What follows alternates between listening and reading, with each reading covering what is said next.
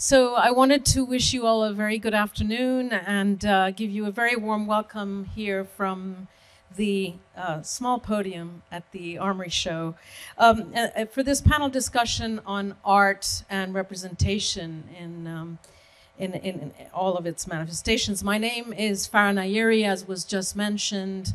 I am an arts and culture writer for the New York Times based in Europe, and I am also the author of this book, which I had the audacity to bring a copy of.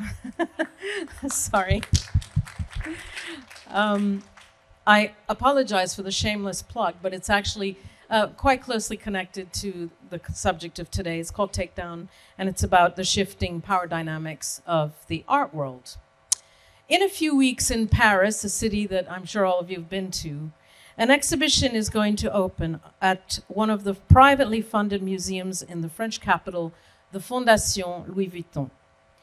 This exhibition will bring together a giant of 19th century French art, the French Impressionist painter Claude Monet, and a giant of 20th century American art, the American abstract expressionist painter Joan Mitchell. Works by these two artists are going to be placed side by side to illustrate the dialogue between Monet's water lilies and the late works of Joan Mitchell. Now, this exhibition would have been unthinkable a decade ago, and I mean an exhibition on this extraordinarily grand scale. The Fondation Vuitton has quickly worked its way up to becoming one of the major museums of Paris, even though it is a private museum. I can't think of a female artist who would have been deemed worthy in Paris or anywhere else, for that matter, for a face-à-face on this scale with Monet, who of course is considered by many to be one of the gods of painting. That's because the work of women artists was, for centuries and until very recently, considered not good enough. The white male domination of the art historical canon and the administration of art collections and museums in the world is the subject of the wonderful panel that I have the honor of presenting to you today here at the Armory Show. It also happens to be a key theme in this book, which I was showing you earlier, in which I list many overlooked female artists, and Joan Mitchell happens to be one of them. Why? Because I have these books at home. I have a 2-volume dictionary of great painters in the French language, and I went rifling and rummaging through this book when I was writing mine to look for a female artist who deserved a standalone entry in this book, and there was not a single one, even though the 2-volume book was updated in 1983. So, Joan Mitchell was mentioned, but in parentheses, under Willem de Kooning. So you went to Willem de Kooning, and in a parentheses in this entry, there was, oh yes, and there was also a second generation of abstract expressionist painters, of whom Joan Mitchell. So, given what I just described to you as happening in Paris, and given what we have seen, we can say that things have changed, I think, a lot in the past several years, thanks to the #MeToo movement, thanks to Black Lives Matter, thanks to other campaigns for representation and diversity in society and, by extension, the art world. And of course, my 3 guests on this panel, all three of them have been and continue to be active protagonists of this transformation. The question I want to ask them today, and maybe you today, is this a lasting and irreversible phenomenon, or does what happened recently at the Supreme Court with Roe versus Wade signify the beginnings of a return to the way it was before? Before I turn to Cecilia, who's my first speaker, I did want to say, after a first round of conversation or exchange with each of them, I'm going to open this up to questions. So we're not going to wait till 10 minutes before the end. We are going to have a conversation with you sooner. So please prepare your questions. Don't be shy. We're lonely up here. We want to hear from you. Thank you so much. And so, Cecilia, I have to basically reintroduce you just to refresh everyone's memory. You are the director and chief curator of Highline Art here in New York City, and the much acclaimed, I have to say, artistic director of this year's Venice Biennale, which was, yeah. That's why it was much acclaimed. And in this highly applauded and very bold Biennale exhibition that you put on, 90% of the exhibited artists are women. I mean, I say are because the show is going on till end of November. Everybody see it if you haven't already. And this was comparing to the 1995 Venice Biennale's central exhibition, where 90% of the artists were men. Okay, so when I interviewed you for a New York Times story before the Biennale opened, you said that the Biennale had been obscuring the work of women artists in an unfortunately dramatic way. And this had to be called out. So I still want to ask you again, Cecilia, why were women obscured in this way for so long? Well, thank you, Farah, and thank you everyone for being here. I'm very excited to be here with my esteemed colleagues and friends. Well, that is a very big question, which, I guess we could talk for many, many hours about. I think you also wrote excellently in your book about the many limitations that women had in the course of the last 5 centuries as they approached the field of art making. Something that I tried to address in this exhibition, which of course is a contemporary art exhibition in Venice, was a little bit of an attempt to looking back at these histories and what was told and what was taught to us and what was not. So if you have seen the exhibition in Venice, you might remember that the exhibition is structured around 5 small mini exhibitions within the large-scale exhibition. So there is plenty of contemporary art, but also an attempt to look back at previous editions of the Venice Biennale or previous movements that have consciously or unconsciously eliminated the voices of women artists from history. So there is, of course, a very strong fil rouge that connects artists to the surrealism, but also futurism and Bauhaus and the Dada movement, all sort of modernist, avant-garde movements that are often only connected to the voice of men. But at the same time, there were incredible women that were working alongside their colleagues or in the proximity or very much independently, but one could read their work under the same sort of methodologies and under the same languages. So I tried to focus on histories that were completely forgotten, including... Yeah, but the question I'm trying to ask you is, why were they forgotten? Well, because I mean, as you showed very well in your art and your exhibition, these were very, very strong artists, and I think all of us on this panel agree. I mean, right? They were forgotten because we live and they lived in a very sexist and misogynist environment, one that made it very difficult for women to attend the same art classes that their male colleagues did, or they did attend, but they were prevented to go to nude and to see models live. They were prevented to do apprentices. They were prevented to do many practical things that were very, very easy to do for men. And then I think, because basically art history has been written by men and by certain standards of success and excellence that apply to men and not necessarily to women. Fantastic reply. Thank you very much. I like to hear the word sexist, misogynist, we need to hear more of that. And so I think it was still a daring decision by you, very daring, Cecilia. It was a gamble. And all of us were sitting there thinking, is she going to pull it off? Because 90% women, you might open yourself to the accusation of being woke, being politically correct, being too much of a feminist, being someone on a soapbox who's trying to champion a cause, and causes don't necessarily make good art, all of that. Mm-hmm. And so how did you avoid that? And how did you have the boldness to do this? I mean, I don't know if I avoided it, but I can say it was a long process, but it came extremely natural. wake up one day and I said, okay, my show is going to feature 90% of women. I worked on this show for 2 years.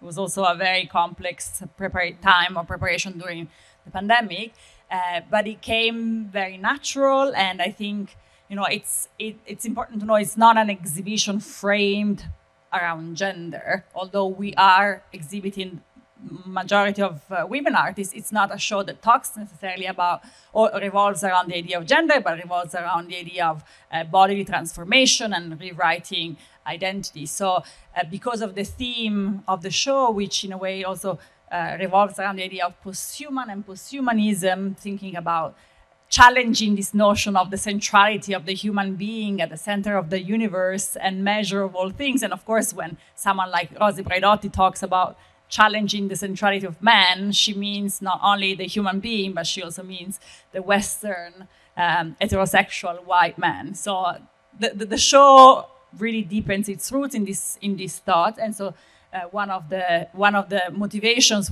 to include a majority of women artists was also due to that, but also being very aware that this exhibition happens in Italy.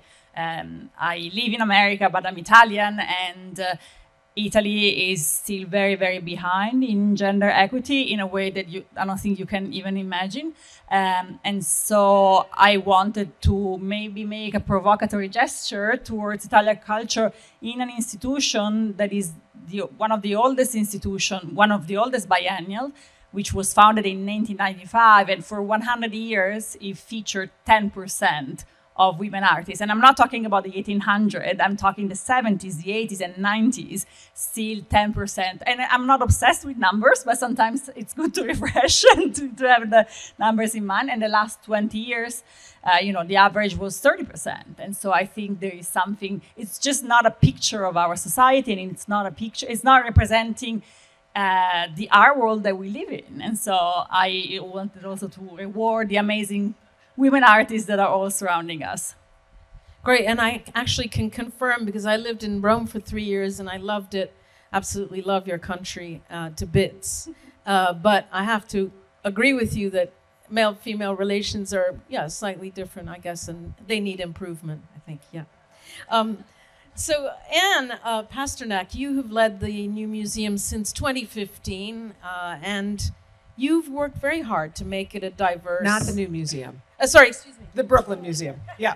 But I love the new museum. Yeah. Typo, I apologize for that.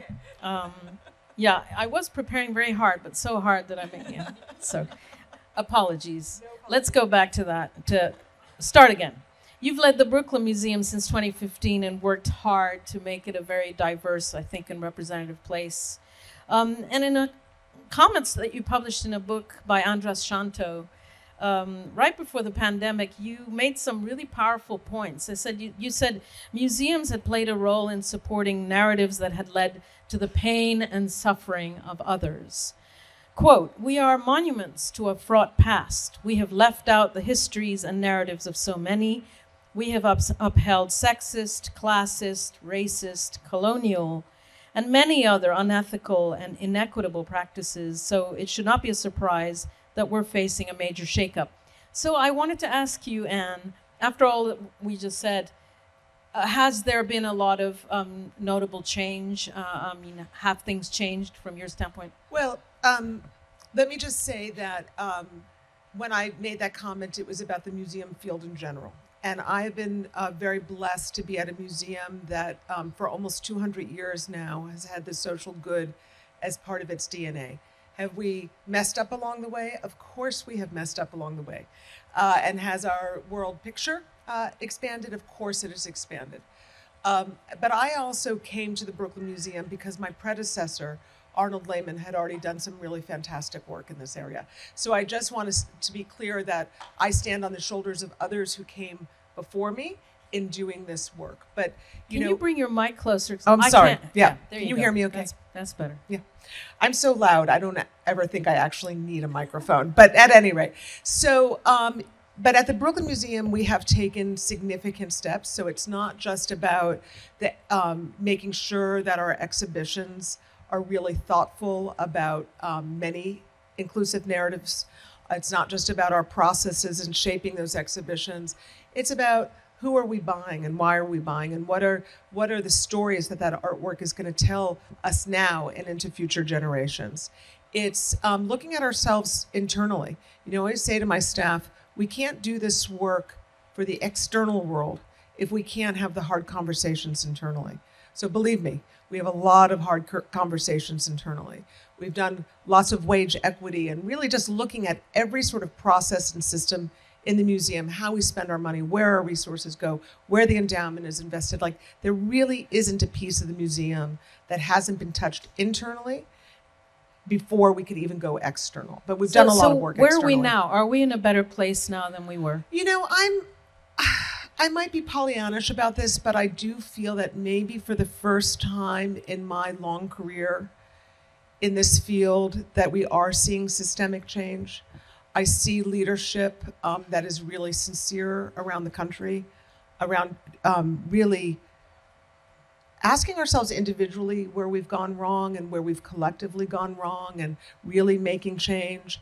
You know, I was walking around Chelsea the other night, and the demographics of who was going to those openings and who was being shown in those galleries was completely different. It was really exciting.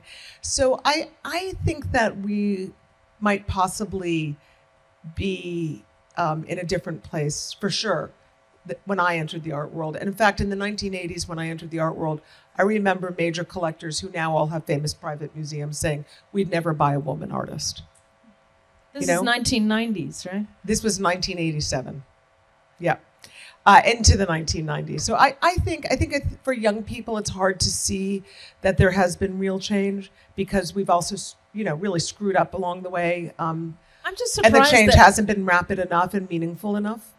And I'm just surprised that after so many years after the women's liberation movement, all those bra burnings, all of that stuff that was, all the guerrilla girls, I mean, all of these movements and campaigns that came for female empowerment, that in 1987 you still have a private museum or a private collector saying, I will not buy a woman. Oh, absolutely. And it's interesting because I was thinking about Cecilia and her exhibition. She did actually have backlash. Maybe it wasn't in the press that it was 90% women, but I heard from a lot of people, in particular collectors, that this wasn't equitable, this wasn't right. And I'm like, we're dealing with an entire history, decades and decades, in which women have been excluded, and you're complaining now that they've been included, and you sometimes have to put a spotlight on those inequities so we can see them, and then you at the same time need to make all those systemic changes. You can't just put a spotlight and walk away.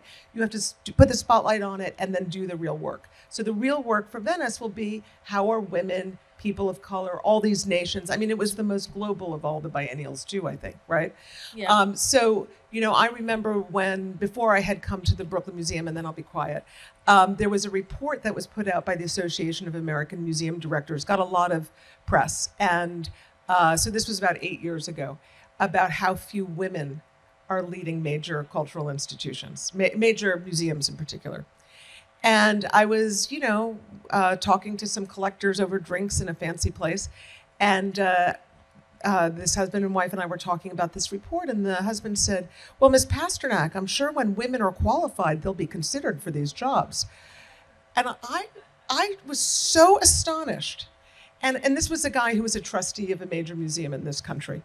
And I said to him, well, what makes you think women aren't qualified to do these jobs? He got so upset that I challenged him, he stormed out of the restaurant. And I wasn't even being rude.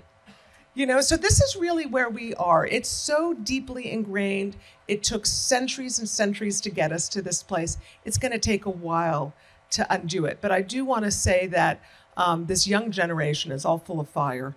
And sometimes it's hard, but I'm really excited about how much there is to learn and to change and the kind of fire that's pushing us all along. Yeah, thank you very much for that, Anne.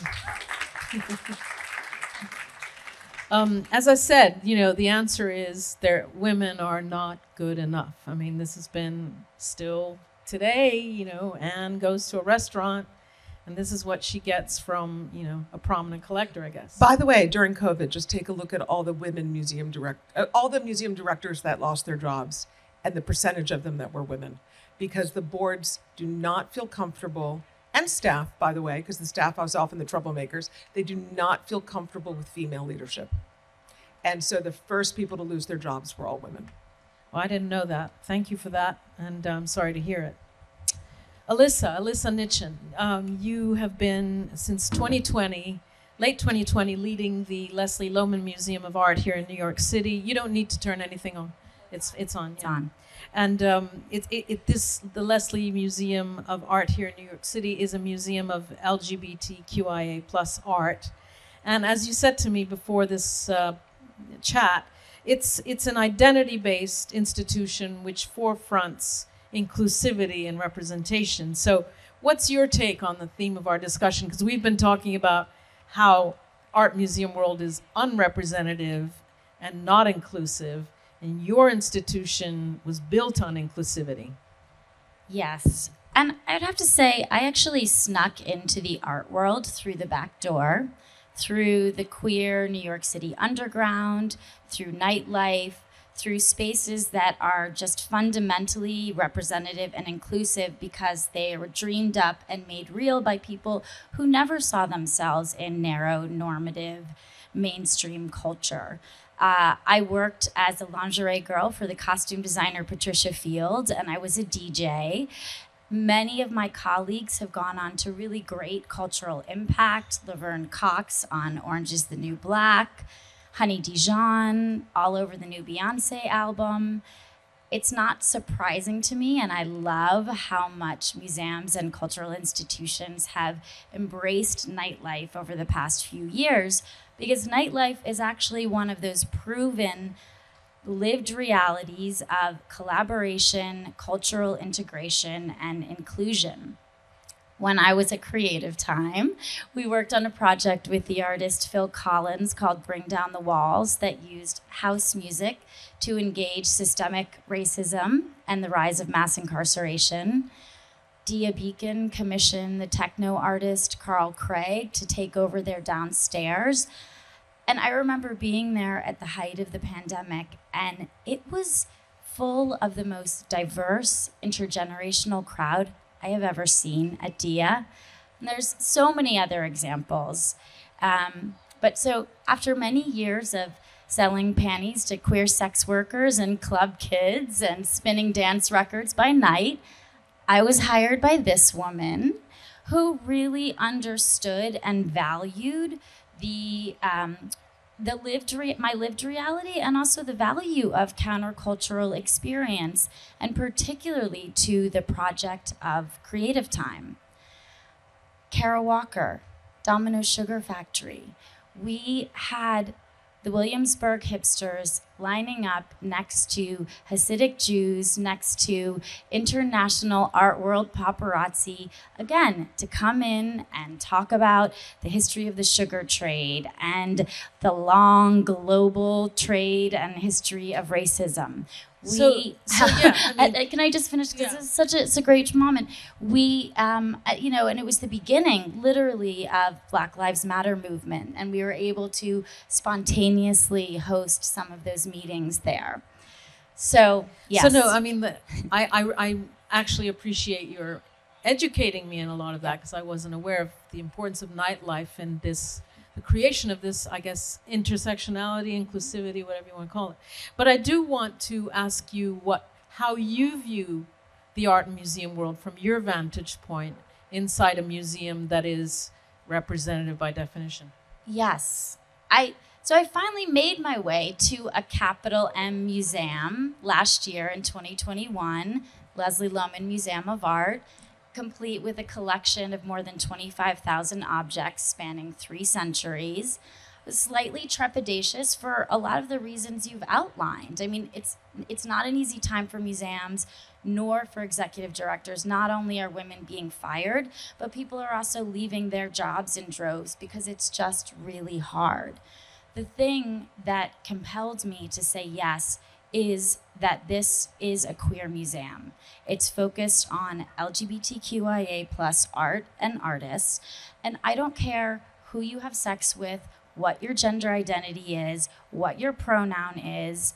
The world has a lot to learn from queer people and how we have been loving and living and organizing community forever, and through what better format than the voices and the visions of artists. So Great. Thank you very much for that. I appreciate it. I mean, you and I had a little exchange before this, as I mentioned, and you said that every day you and your team ask yourselves what it means to be a queer museum. And I was wondering, what's the answer to that? I mean, how?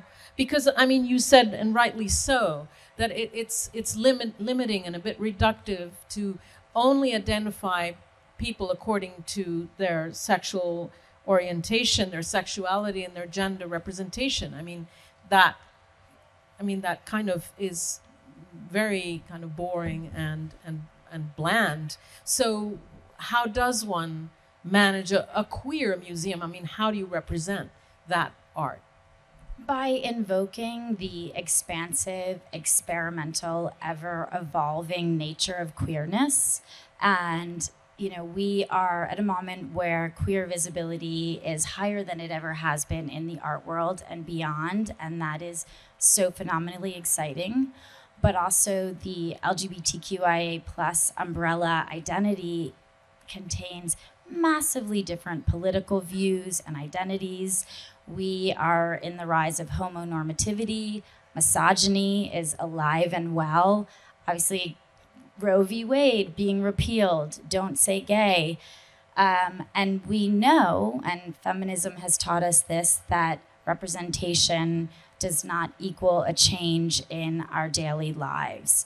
So, you know, I think my team and I every day, we're sort of like, how do we come at this from a place of radical affirmation, from a place of imagination and joy and possibility, and let the artists in the room, the artists whom we're working with, lead the way. Great. I think this is a pretty good moment to open it up to questions. I'd be more than happy to take any of yours if you wouldn't mind, please introducing yourself when the microphone comes to you so we get a sense of where the question is coming from. Thank you. Thank you all. Round of applause, right, for this panel. My name is Max, and a question just came out of the previous topic we were just talking about. So I think particularly about the queer community, and in the evolution of the queer community and in the fire of the younger generation, there is more terminology than ever before for how people identify.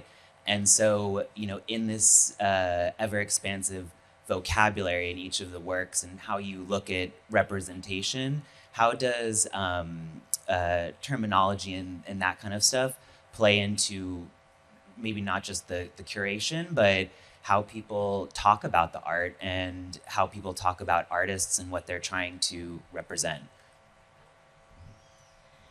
Couple of examples. We have artist educators. One of the things they've been doing is giving tours in different languages. So for example, the artist Kata Schliebner gave a tour of our most recent exhibition in Spanish, which actually has a completely different lexicon and engagement with pronouns, with the endings of words than English does. So playing with language.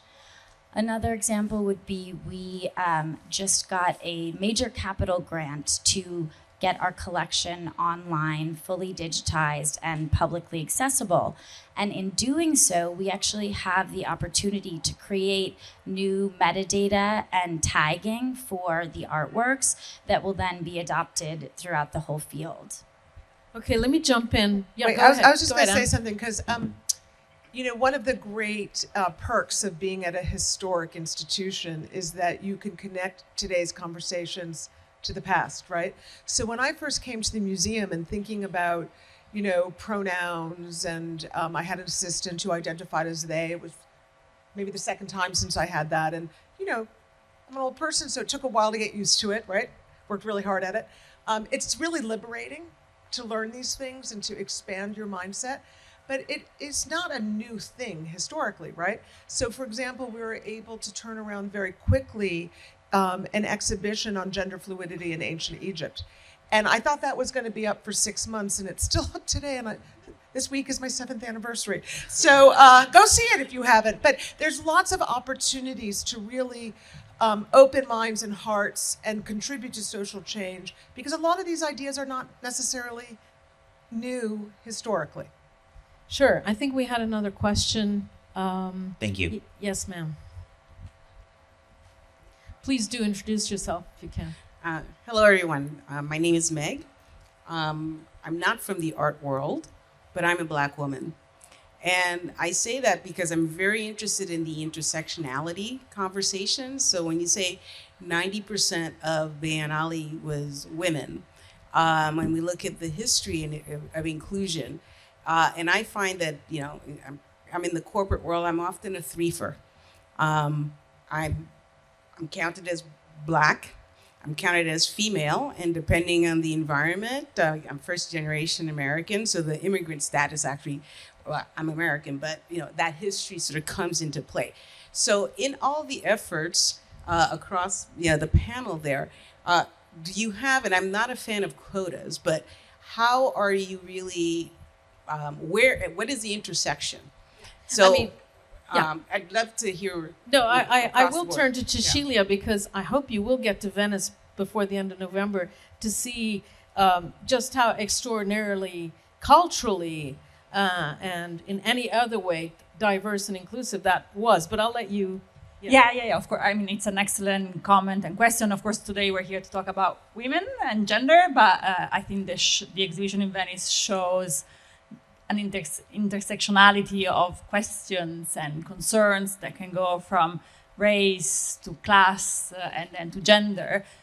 We haven't talked about it, but it's certainly something that is present. And in a way, I think it's also very visible in elements of the show that were not necessarily part of my supervision, like the Golden Lions that were awarded. Of course, they're like still a very traditional way of awarding success and recognition, but they were awarded to Simone Lee, who happens also to be the first Black woman to represent the US in the pavilion, same for Sonia Boyce. So I think it is certainly part of the discourse that is happening around Venice. And I'm sorry, I'm just going to keep doing this. It's always so frustrating being on a panel because it's such a good question and we could devote days to it. But I'd say at the Brooklyn Museum, a number of things. First of all, again, we do these exhibitions that spotlight what had been missing. So for example, we wanted a revolution, Black radical women, 1965 to 85, whatever, I forget the dates wrong. But at any rate, but we also measure ourselves. And we take a look at what is the demographics of our city and how are we holding up to the demographics of our city through our exhibitions, through our public programs, through what we're purchasing and how we're spending our resources. So there are a lot of ways that we look at this. And then of course you just continue to do the work, right? So I hear you. And you know, I actually believe in real diversity. I believe everybody should be at the table. I said I believe in real diversity. I believe everybody should be at the table. Right. And so in terms of metrics, I like what you said, because you look at the community and the representation, and you've talked about what's happening in the art world as a whole. Are you seeing any movement, or if not movement, but what would be metrics or approaches that you would, actively, get people to engage? Because there are others who may not be as brave, but if you were to provide some guideposts, what would that be?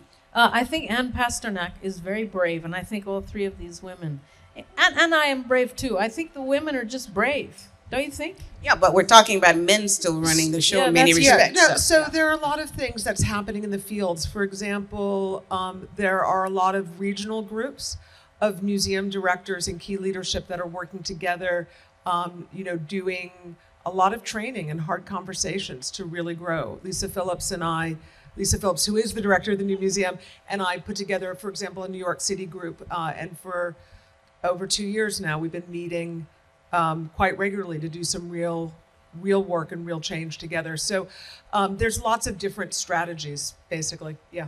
And, every region and every institution has its own needs. Yeah, the question that I wanted to follow you up on is what still remains to be done? And I wanted to ask,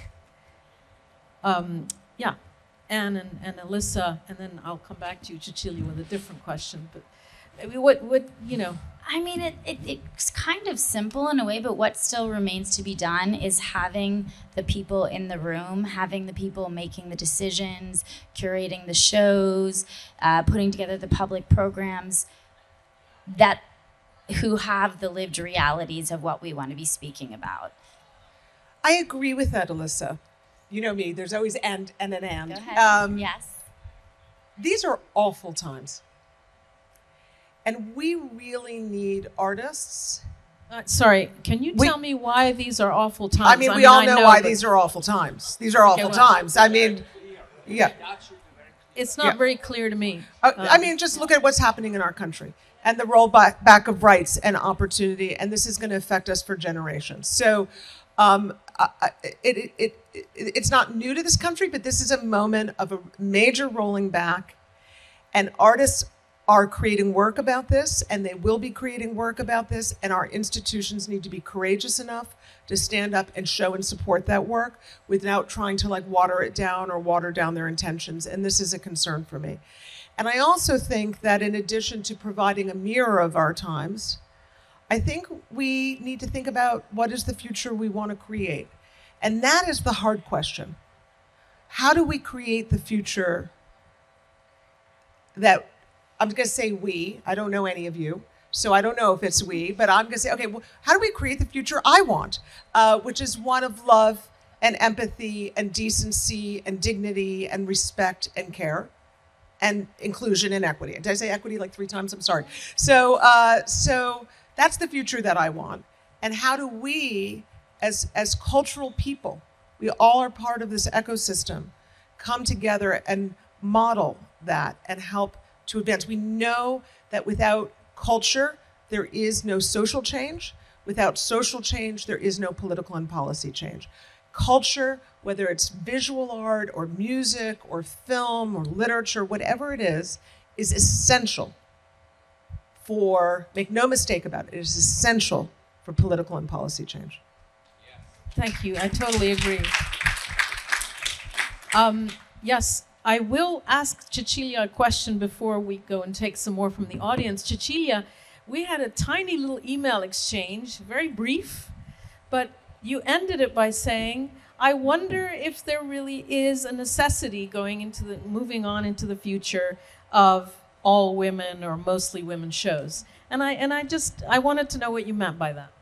Well, it's for the art historians and curators in the room, it is a topic that is always quite effervescent. It's in terms of polarizing feedback and comments. Of course, the story of art is full of women-only exhibition, and people have felt different ways. My personal opinion is every exhibition that highlights gender disequality or equality is very, very relevant and important. Many people have dismissed them because it's a form of kind of female ghetto, as it's been defined also in Italy. But I do think they're still relevant, and I think of the last maybe 5 or 10 years, incredible exhibitions that have been put together, like Radical Women or Fantastic Women or Anna's show at the Brooklyn Museum. And they are fundamental because they create literature and they create memory of voices that have been simply, that are not part of the books that my son will read in 5 years. And that is, in the end, is what matters, is education. And so we need them still, we need more. I think, yes, the more the better. Okay. Questions? Let's take one from this side of the room. We have many questions. That's a really good sign. Yes, Hi. Could you please introduce yourself and tell us what you do, if you may? Sure. My name's Emily Mello. I've worked in museums for about 20 years until recently, and I'm working for the artist Simone Lee to help her develop her foundation. It's an honor to do that. In terms of piggybacking on, yes, we need more. One of the things that I was thinking about when I first saw the title of this, first there's fabulous people on the panel, but also that word choice, and I really had no idea what it was going to be about. Something that's on my mind is representations and figuration of abortion. And I was just reading recently in the Times, one comment, art institutions art isn't journalism, art can't respond quickly and timely to everything. And of course, that in part I think is true. We see a lot of sometimes quick responses that don't have the substance, as Anne was saying before, like shine a spotlight, but also do the work. But I also think that when marginalized stories are coming to light, oftentimes the first criticism is that it's a fad or it's a fast response, and of course it's always an overdue response, as Cecilia was mentioning. Can I ask what your question is? Yes. Yeah. I'm really interested in if you are all thinking about this in terms of your art institutions and curation, and thinking to the point of one of the last questions, how reproductive justice as a whole, an intersectional narrative that is queer, that centers people of color and women and everyone who abortion affects, how that might be in your thoughts right now in terms of arts leaders? That is actually a great question that I was going to ask Anne. Thank you for asking that. And I just wonder if any of you who have any idea of how we could do exhibitions foregrounding this topic. This topic, of course, has been eminently and extensively foregrounded by artists like Louise Bourgeois, like Tracy Emin, I think Niki de Saint-Phal, Frida Kahlo. I mean, it's on and on. I mean, this is not a new thing in art. But although it is, I was having Deborah Solomon at the New York Times is writing an article on this, and I hope I didn't blow her cover. And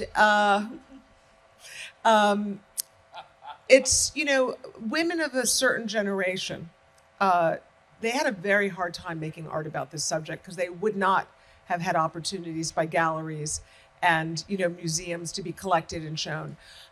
But to me, this is the Brooklyn Museum is the only major museum in the country, maybe in the world, that has a feminist art center. And so, of course, this is on top of mind. We're going to be having a conference November 13th at the museum. We're commissioning some projects with the artists that I can't announce here yet.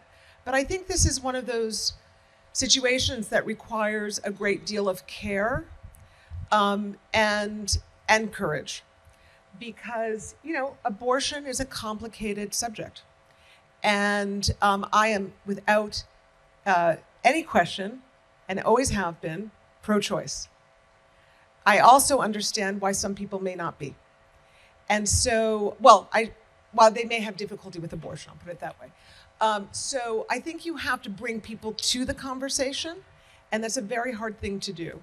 I don't agree that art that comes out like this is necessarily bad art or reductive art. I mean, people have eurekas, and they make work around the eurekas, whatever field they're in.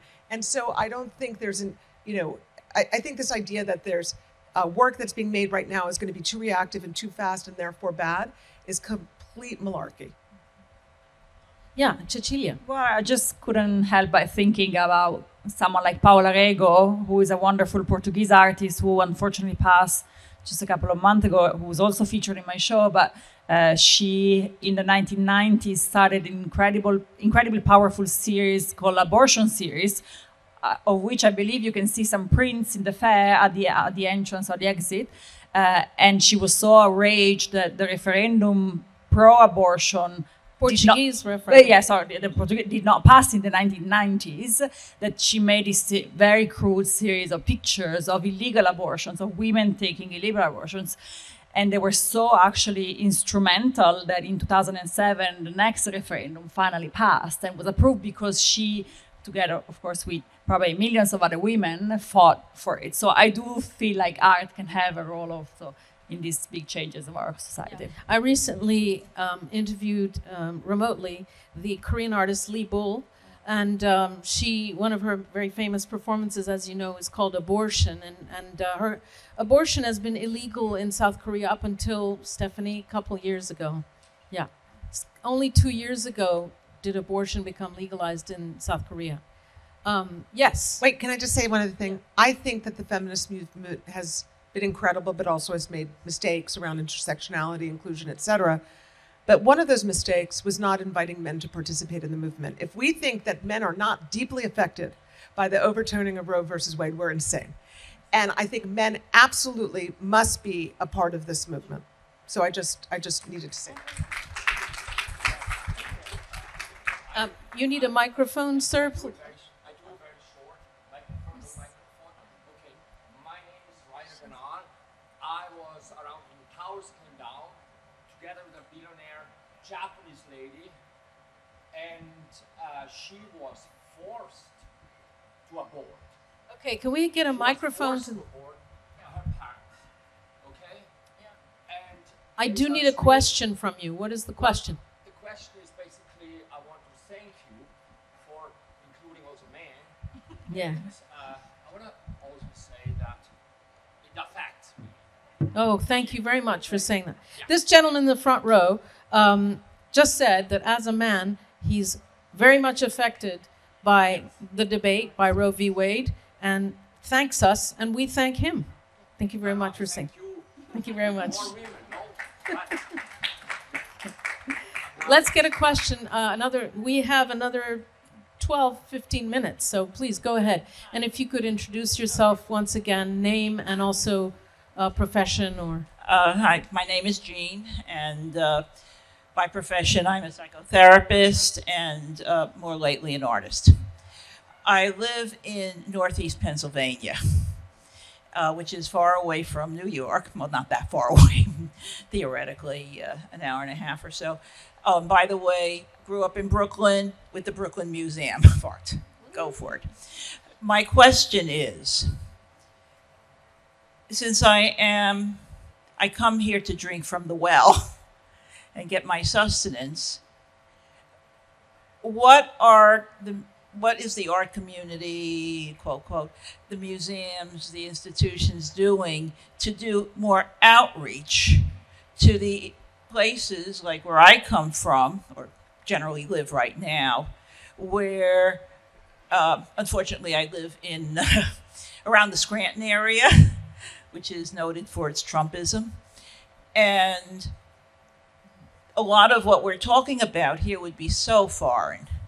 And thinking about, outreach in Brooklyn to different communities, there are so many communities throughout. You don't have to go to the real heartland, but these are the places where we really do need education. Let me ask that question of Alyssa first, because Alyssa, you work for a museum that would be very distant and remote to the kinds of people that this lady was just...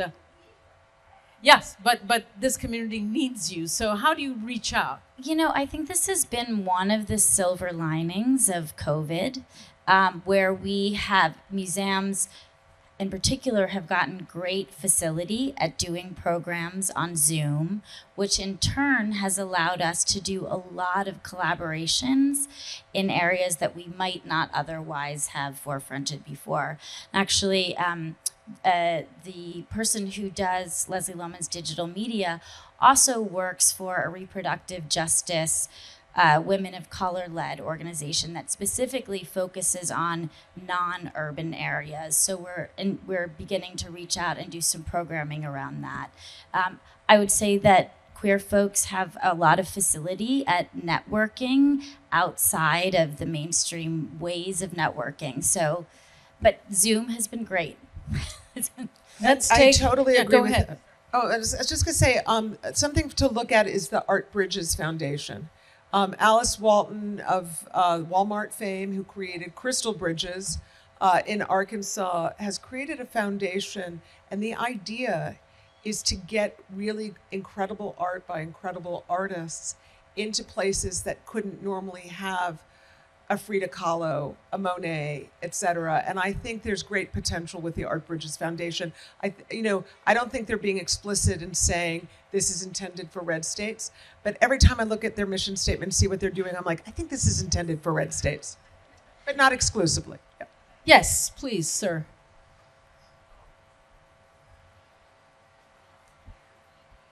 Actually, I'll be coming to you next because your hand has been up for a while. Sorry. Hi, my name is Pari. I'm an entrepreneur married to an artist. One question I had around religion, and religion plays a big role in our beliefs and behaviors and rules. And a lot of what we talked about, women, diversity, abortion rights and all that, what is the role of art in questioning our rules defined in religions? Different religion. We are Hindus, could be different religions. And if you go into some of the rural areas, a lot of things are defined by the religion where they follow. So what is that is being done right now? What could be done as my question? Very interesting question. Cecilia, do you want to take that one? Because you just put on a very you just put on a very international exhibition. You kind of global, the whole world was there. I mean, I don't want to generalize that religion is still maybe more of a taboo than other concern. I don't want to talk about what happened in Documenta, but I think you have a great example of how still extremely complicated is to be at the table altogether and to represent, the diversity of our beliefs. So, but I really love your question. I was thinking about it when you asked the question about sort of abortion and artists engaging in abortion. We are opening an exhibition this Thursday called Indecencia. And it's been in the works for several years, and so it's quite uncanny that it's opening now in this post-Roe v. Wade moment. It's 20 Latinx artists and collectives spanning 3 continents, and they are engaging the indecent theology of this brilliant theologian, Marcella Altus Reed, and really thinking about what theology means in terms of body politics, in terms of sexuality, in terms of civil rights. And so it's kind of spicy at this moment to be doing a show about queer liberation theology and body autonomy in this particular moment. And I'm excited. We're going to lean into these conversations around religion that aren't typically had. We have a question here. This lady's been waiting a long time. Not a long time. It's a good conversation to have, but I did write it out, and there's a question mark at the end. So, hi, I'm Erin. Lovely to hear from you all. Okay, your name and your profession, if you can care to share it. Erin is the name, and I'm in tech sales. So not from the art world, but love to hear about art and get the other side of my brain working. So, Alyssa, you brought us through your upbringing in the nightlife, where the counterculture serves as arguably the most equitable forum for representation and inclusion. You also alluded to a sampling of that counterculture bleeding into pop culture with Laverne Cox in Orange is the New Black and Beyonce drawing in artists like Honey Dijon and Big Frida. Both of these cultures have modifiers, counter and pop. What can we as consumers of art and you as curators of art do to remove these modifiers and make representation and inclusion the status quo for culture, capital C, period? Alyssa, over to you. Oof. Wow. That is a great question and a heavy question. I do think that a lot of those modifiers are just sort of going by the wayside. I do think that, someone like Honey Dijon, who is doing a Comme des Garçons, design label, who is, I think nominated for some serious awards. There's, people in and of themselves are doing away with these labels. Someone like Laverne Cox and the work that she was doing with Bell Hooks and starting the Bell Hooks Foundation. So I don't have a soundbite answer other than to say that these folks are just making it happen, and I think over time they are falling away. I think time. I would agree. Time is definitely the answer. I mean, not that I'm an expert, but yeah, I would say. We have 5 more minutes, maybe 6, 7. Please, the lady with the hat. Thank you. My name is Professor Leanne Zaleski. I teach art history at Central Connecticut State University, just outside of Hartford. Quick question, and this was from a little bit ago. How much flexibility do curators and organizers have if the purse strings are controlled by boards, these trustees, like you had mentioned, or sponsors? Anne. How much control can you have when the purse strings are held by boards and trustees, I guess, predominantly? No. That's not actually true at all. And I think it's time that we really debunk those myths. trustees do not decide on programming in a normal, professional, healthy organization. You tell them what programming you're doing and why you're doing it and why it's important. If there is a difference between leadership and the trustees feeling uncomfortable with a certain conversation, that is an opportunity to have a conversation and to learn together and to live with disagreement if need be. But I think we have to stop beating up on trustees. Everybody wants wage equity. Where do you think it's coming from? You have to work together. These are people who care about the mission of their institution. If they don't, they shouldn't be on the board. And leaders need to step up and have principled leadership and engage in the conversations and really model it. But I think there's a lot of dangerous attacks on trustees these days that are really misunderstanding what their role is in institutions. Great. Any more questions?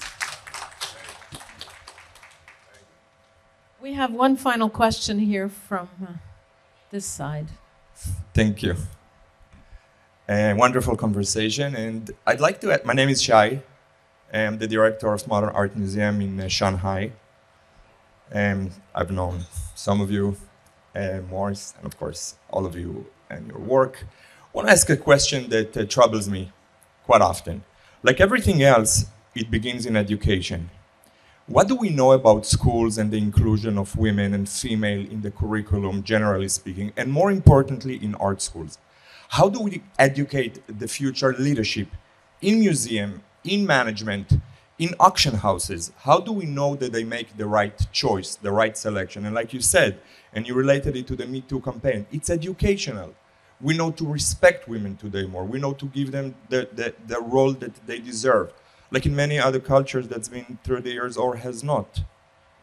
Museums are educational institutions. What do we have in such a dialogue then? Yes, so how do we ensure that obviously women come through, in every way and are integrated in every sense? Well, I'm going to answer the question differently and maybe not answer it at all. Who knows? I remember some years ago, I was having breakfast. I was having the honor of having breakfast with the artist and film director Steve McQueen, who directed the film and got the Academy Award for 12 Years a Slave.